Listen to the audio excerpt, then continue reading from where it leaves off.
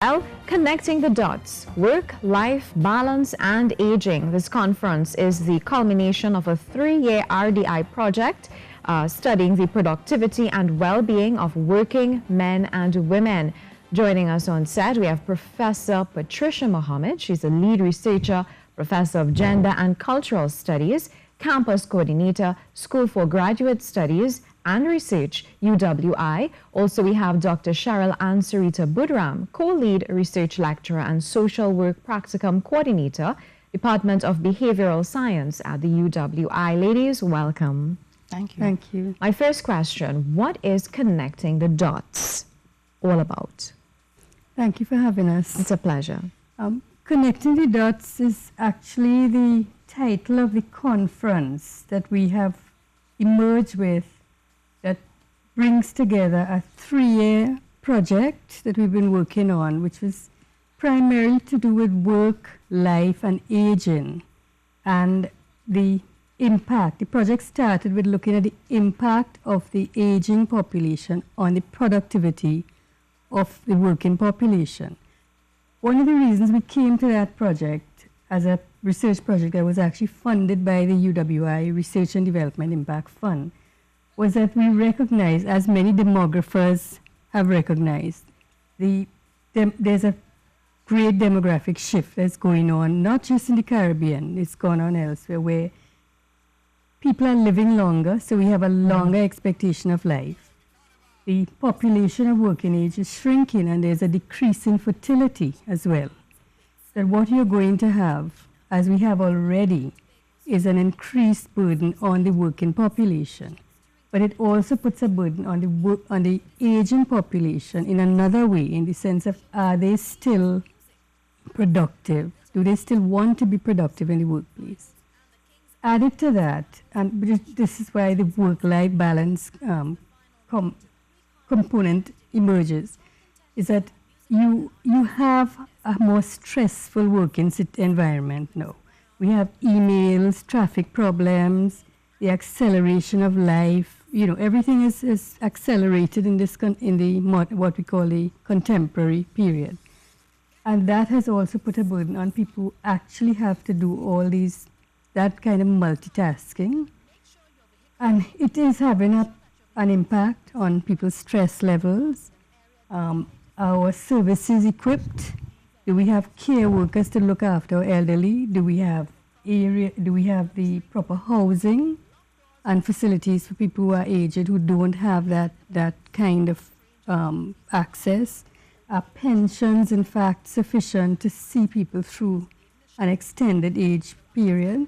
All of these are questions we are looking at, and interestingly enough, we are the forerunners of beginning to look at in the Caribbean, because it is a problem that has been raised considerably in developed countries who've had to deal with that demographic shift. And we are now coming to terms with it. And this project, this conference, which I know Cheryl will talk more about, the conference brings this project and its findings to an end. But I wanted to, before I hand over to Cheryl to maybe answer more, I want to say the conference is not an academic conference. Okay. It is a conference that is meant to engage people. The project, as it was set out, was a research and outreach project to deal with policy as well as to change opinions, to change ideas in the society.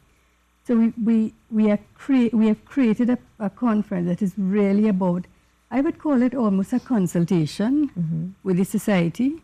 And the university has always been, targeted for not reaching out, for not having that kind of one-on-one with people. And this conference is actually geared primarily for that. So what we want to do with Connecting the Dots is connect people's lives, connect the issues, and bring them in one place for 2 days. That sounds great. Dr. Budram, what sort of research would have taken place over the past 3 years? Well, over the past 3 years, we've actually done considerable research. We've recognized that we needed to have people engage in conversations. So we moved away from the traditional quantitative survey type methodology. And what we've done is use multiple ways of getting people's experiences. So we had talking circles with persons who were from that age demographic. And in those talking circles, people who have retired shared their experiences, as well as people who may have been engaged in working with persons who have been retired. So we also had members of homes for the elderly attend these talking circles. We did a number of expert interviews with persons who've worked in the field for a considerable number of years and who have perhaps a different experience. These expert interviews ranged from persons working in the ILO and the UN ECLAC to persons who were involved in medicine and social work. We also did a quantitative study of persons at the university to try to understand how they negotiate work and life and how they balance that, caring for the elderly. And we also did interviews with persons who had responsibilities for caring for aging parents, but were also working. Okay, wow, there's an extensive amount of research. We have done quite a number of things, and I think what was also important in terms of understanding people's experiences was when we engaged with workers one-on-one. So we had a unique experience of doing workshops with the TNTEC, and we did 13 workshops throughout the region in Trinidad and Tobago, all of their regional offices. And what we were able to do was to perhaps connect even with them as they told about how they negotiated caring for home, their work, their life, and how things that we take for granted like traffic complicated their experiences, and how it perhaps unsettled their balance for work and life. Now, my big question, based on your findings, did you realize that the aging population is willing to go out to work? I don't think there's a unwillingness. I think our findings are inconclusive in a sense because, we've been able to reach, one proportion of the population. But I think what there is for me at least, what became very clear is that people's quality of life needed to be maintained. Quality in the sense of how they continue to remain active, productive members of society. Okay. So they didn't necessarily have to be in the workplace to do that. And I think what this calls for is a way in which we begin to understand that proportion of the population, the elderly, which I'm quickly joining, by the way, if I'm not joined already, to see them as people who should not be reduced to this notion of as soon as you're old, all you need is health care. They are productive members of society. The quality of their life needs to maintain. What are the community areas of involvement? How can they continue to even earn incomes? Because pensions, of course, can't reach as much. We know what all the problems are. I don't have to say it. Yes. You talk about a psychological impact as well. Because even abroad, when you go to the US, the elderly people are the ones who, even customer service, they're the ones who would serve you at the restaurants, and they're so kind and gentle and on here. It's a totally different story. And then we have the issue of work ethic. How do we begin to address that? Is it that the older ones should be role models for the younger ones and teach us about service, customer service? Well, in fact, it's very interesting you say that, because one of the firms that we have come into one of the industries or firms that we have come into the conference, and this is why the conference is inviting people, is actually to talk about that loss of experience and the kind of service-oriented performance that you had in the workplace and how they can convey to the young. And this firm was there's a generational change going on, and they are interested in how they can retain that. And I think if you multiply that is happening all over, that you're losing a generation who have grown up in a different way and who have a different way of relating to work. They have a different work ethic. Yes, totally. All right, so when and where would this conference take place, Dr. Boodram? So the conference is carded for April 26th and 27th. And it is carded for the Teaching and Learning Complex at UWI. It is a facility that has access for the disabled and the elderly. So we think it's just a prime facility for that. And the conference is due to, or is intended to open space for continual dialogue, to answer some of the questions, perhaps to ask more questions. And I think what's important is that this is a conference with a difference. So you're not going to come to hear academic papers presented in a language that perhaps you can't understand. There's a component of art, and I think Professor Mami could speak a little bit about the curated art, but art as well.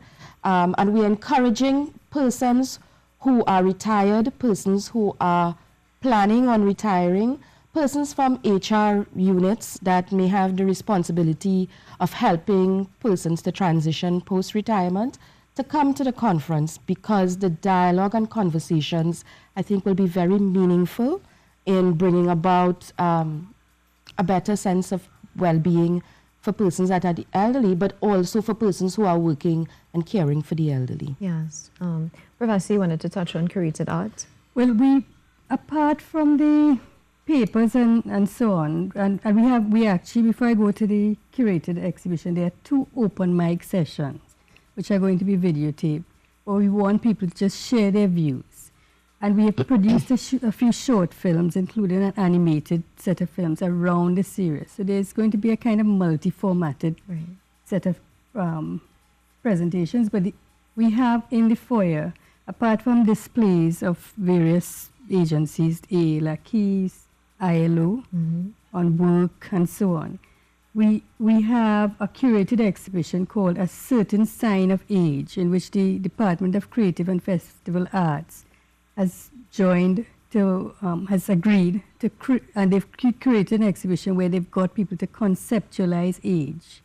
And we have various artists, and another artist, my father, in fact, who is 87 and who still paints. He's been painting. He was taught painting as a teacher, and he taught painting, the way primary school teachers are taught. And he has continued to paint, and he has one of the displays on. It is about demonstrating the way in which people can actually continue to have these kinds of creative lives. Yes, it sounds really, really great. Just contact information. How can we get more information?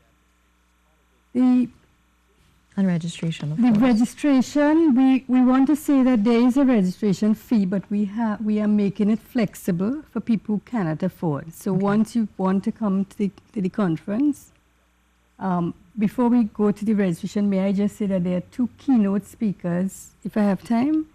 On the first day, we have Professor Denise Eldemeyer Scherer, who runs the Center for Aging in Jamaica, and she's talking about aging and the art of living, a doctor's prescription.